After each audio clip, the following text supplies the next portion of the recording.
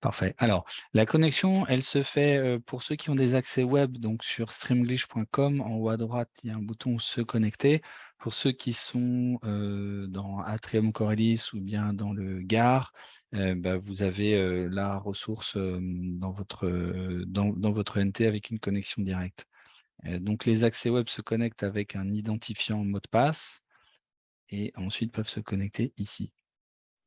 Alors là, je suis connecté en tant qu'élève. Je vais vous montrer un peu tout ce qu'un élève peut faire et ensuite on verra l'interface d'un point de vue de l'enseignant et tout ce que l'enseignant de son côté peut faire et surtout suivre ce que l'élève a pu faire. Donc tous les jours du lundi au vendredi, il y a une nouvelle vidéo qui est une actualité du monde anglophone. Donc ici, celle de mercredi, c'était sur les avocats du Kenya qui sont exportés vers la Chine. On retrouve ici, vous retrouvez la vidéo de la veille et des jours précédents. Ici, vous avez un petit carrousel, vous pouvez voir les 10 dernières vidéos.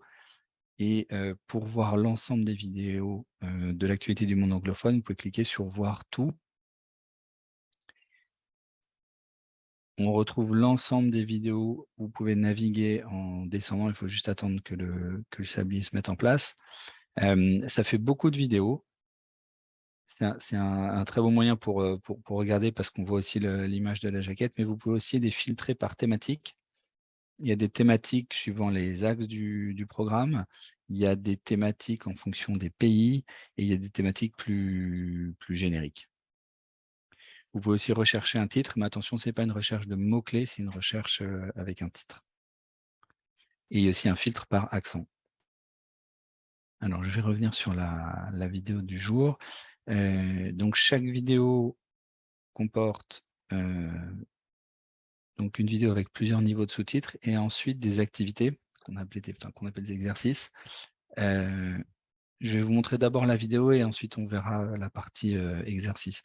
Donc, pour chaque vidéo, il y a des sous-titres en anglais, donc c'est la transcription de la vidéo, une version sans sous-titres, et 3 autres pistes de sous-titres qu'on a créées aussi, qui intègrent des traductions en français, des mots compliqués ou des mots qui sont importants à connaître. Je vérifie juste qu'il y a non, il y a personne en attente.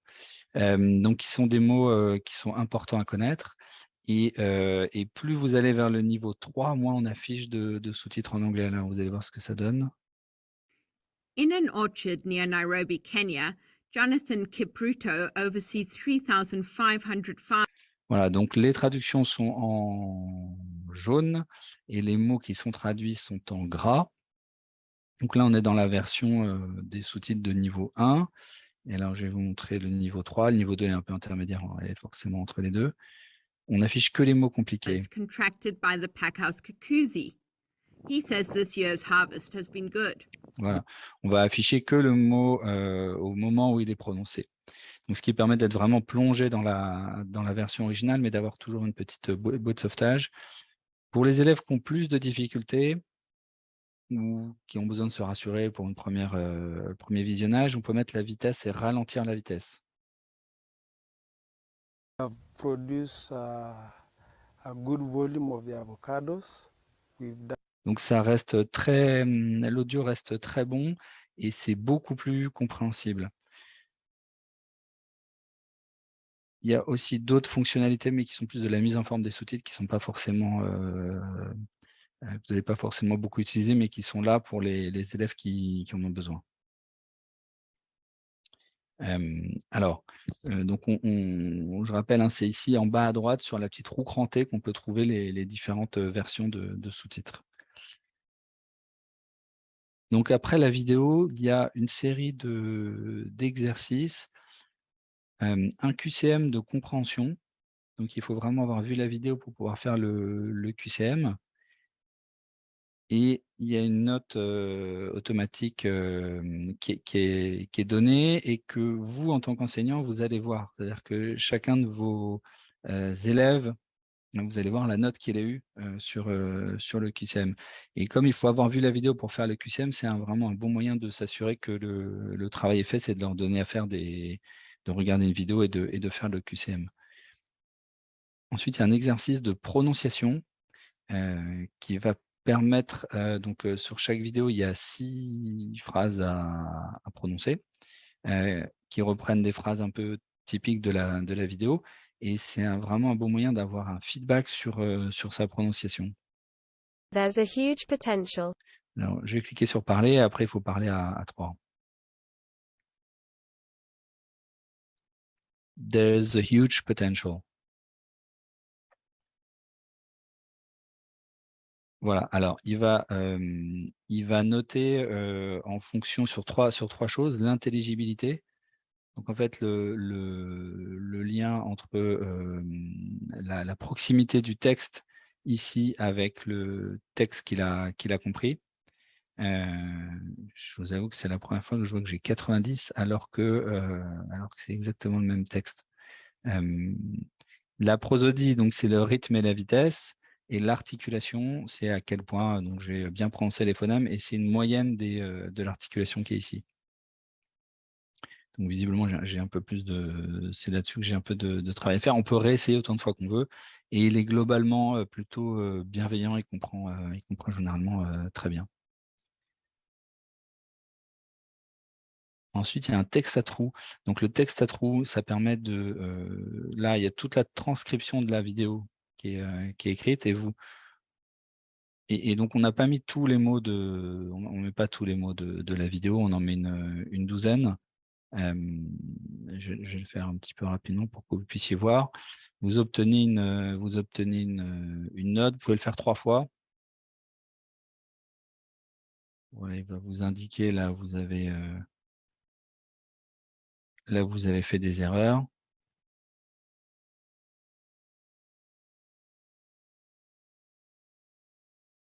Et vous pouvez modifier. C'est une note qui va bientôt apparaître aussi dans le suivi des élèves dans le back office. Et vous avez la correction à la fin, évidemment. Et de toute façon, toutes ces traductions-là sont aussi dans les flashcards qu'on trouve ici. In an orchard near Nairobi, Kenya, Jonathan Kipruto oversees 3,500 farmers. Donc les flashcards, tout le vocabulaire de la vidéo est retravaillé en flashcards. Les mots en anglais sont dans leur contexte. Donc la flashcard qui donne la réponse ici, c'est de l'auto-évaluation. On peut supprimer la carte si le mot est trop facile ou finalement un peu exceptionnel et qu'on estime qu'on n'a pas besoin de le garder. On peut se faire des listes de favoris et on retrouve ça ici. Donc chaque élève peut se constituer sa propre liste de vocabulaire en enregistrant ici le vocabulaire et elle va se retrouver dans sa liste personnelle. On peut commencer par afficher le français en premier, c'est un peu plus difficile aussi si on veut. Voilà. L'exercice de résumé, vous ne le voyez pas sur votre interface d'enseignant, mais les élèves ont cet exercice ici et ils peuvent écrire le résumé de la vidéo en français ou en anglais suivant la consigne que vous leur avez donnée.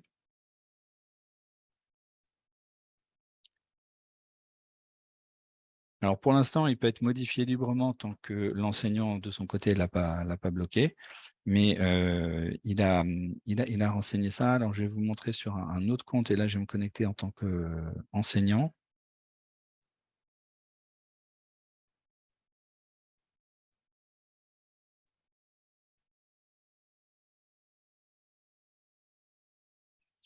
Et alors pour accéder à votre espace en tant qu'enseignant, il faut passer la souris. Alors je vais pousser ça, pardon. Il faut passer la souris sur mon compte, pas besoin de cliquer et ici apparaît l'espace professeur. C'est pas la salle de classe, c'est l'espace professeur. Et en cliquant dessus, ça va ouvrir un nouvel onglet. Alors parfois les navigateurs ouvrent pas les nouveaux onglets, il faut bien que il y aura sûrement un message dans votre navigateur, vous acceptiez que le site ouvre des nouveaux onglets et vous arrivez dans cet espace avec un bandeau violet, avec la liste de vos classes ici. On clique sur une classe et on retrouve les différents élèves de la classe. Donc là, je crois qu'on était avec ce profil-là. Les mises à jour se font quasi quotidiennement des temps de connexion, du temps cumulé sur la plateforme, du nombre de sessions, les dernières connexions.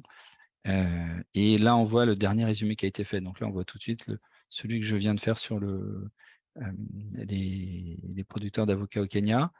Et en cliquant dessus, on peut aussi aller voir l'activité de l'élève, sa régularité, le nombre de mots travaillés, les moyennes qu'il a eues au QCM, au test de vocabulaire et au résumé. Alors les résumés, c'est vous qui mettez la note. Et les résultats au test de positionnement. Donc ici, on va retrouver en détail la note que j'ai eue au QCM que j'ai fait tout à l'heure, donc j'ai eu 1 sur 4, et le résumé ici que je viens de faire. Donc vous pouvez aller cliquer sur le résumé, vous retrouvez le résumé de l'élève, vous pouvez écrire un commentaire, une correction, mettre une note, et ou verrouiller le résumé plus tard. L'élève ne peut plus le modifier. Voilà, donc il a eu une note et un commentaire. Quand on revient ici sur la page de l'élève, il y a la note et le commentaire qui vont s'afficher.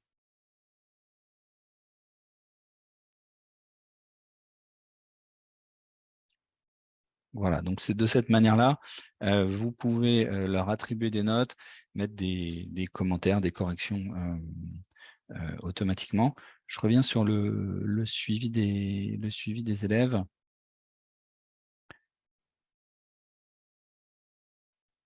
Donc vous avez, ce que vous allez avoir donc bientôt, alors ça permet de suivre le temps cumulé sur la plateforme, donc sachant qu'ils ont tous des nouveaux comptes depuis le début de l'année, vous allez rapidement voir ceux qui se connectent régulièrement, ceux qui ne sont pas connectés, et de la même manière, la fréquence avec le nombre de sessions, c'est-à-dire que tant qu'il est connecté, le temps est compté. Il faut qu'il se déconnecte du site pour que ça arrête le temps.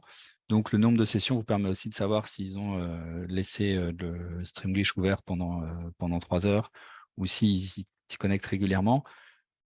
Le meilleur moyen étant souvent d'utiliser le QCM pour être sûr qu'ils ont fait le travail. Et bientôt, vous allez avoir une information en plus. Alors, je regarde si j'ai des...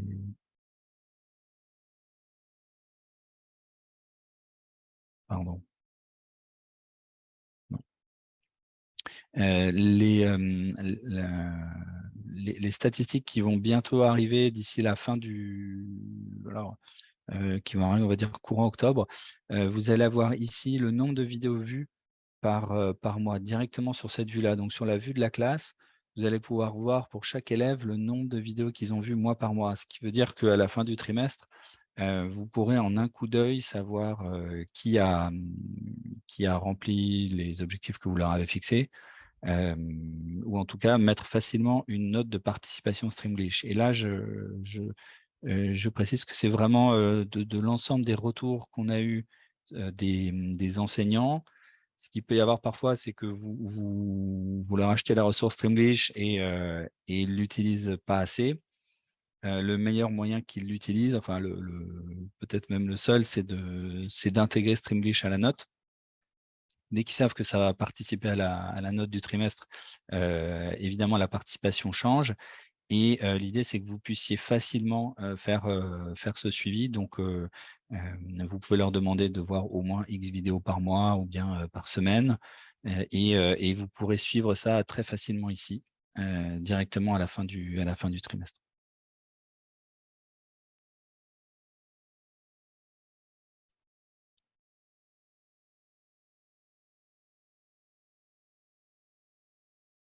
Alors, je vais revenir sur le reste des vidéos. Donc, en plus de l'actualité du monde anglophone, vous avez des reportages sur des thèmes un petit peu moins liés à l'actualité et parfois des vidéos qui durent plutôt 2 minutes. Ici, on est sur 1 minute 30, 2 minutes maximum. C'est très rare que ça dépasse 2 minutes. Ici, ça peut parfois dépasser un petit peu plus, 2 minutes, ou parfois c'est simplement 1 minute 30. Il y a des formats courts pour des profils pour qui, en fait, 1 minute 30, 2 minutes, c'est déjà trop long, sur des thèmes parfois un peu plus légers ou plus faciles, et qui ont toujours exactement le même type d'exercice. Donc, de la même manière, hein, en cliquant sur voir tout, vous pourrez voir l'ensemble des vidéos. L'anglais des affaires, ça va concerner plutôt les BTS ou le supérieur, mais ça reprend toutes les bases de l'anglais en entreprise. C'est une vingtaine de leçons très bien faites avec des mises en situation. Il y a des discours que vous pouvez retrouver ici et les vidéos les plus vues, quelques vidéos sur les institutions des États-Unis. Et ça, c'est des nouvelles vidéos. Et des vidéos métiers. Donc ici, vous allez retrouver 120 vidéos qui présentent des métiers spécifiques, des métiers ou des fonctions.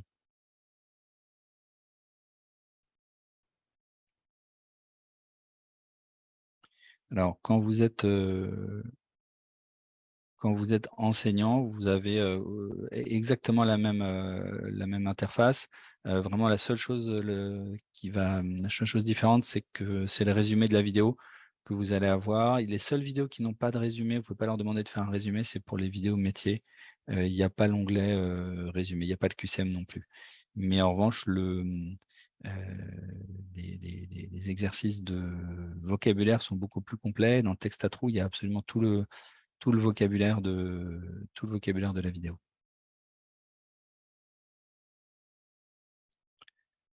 Parce que l'objectif est vraiment de travailler sur ce vocabulaire.